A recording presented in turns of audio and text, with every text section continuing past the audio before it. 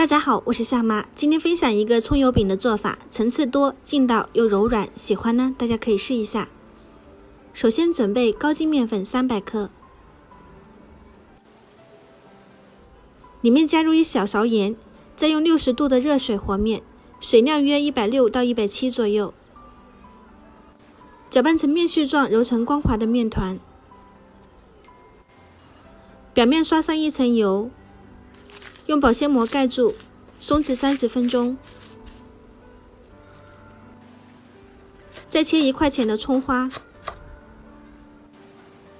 加一点盐，1勺面粉，半勺芝麻，用热油泼一下，做成葱油酥，搅拌备用。醒好的面团分成4等份，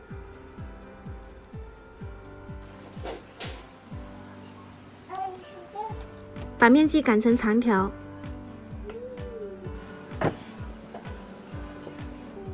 刷上葱油酥，再切成细条，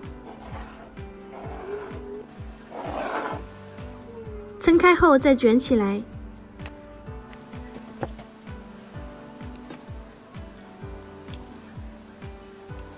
盖住保鲜膜松弛10分钟。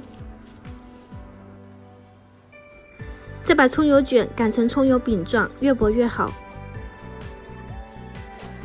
电饼撑开大火放上去，表面刷上1层冷油，锁住水分，盖上盖子焖2分钟。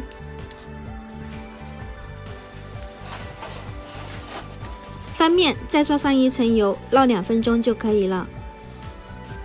可以头天晚上和好面，放到冰箱松弛，第二天早上起来直接使用。这样的话呢，几分钟就能搞定早餐饼，非常的快速简单，口感呢也是非常的柔软劲道，喜欢大家可以试一下。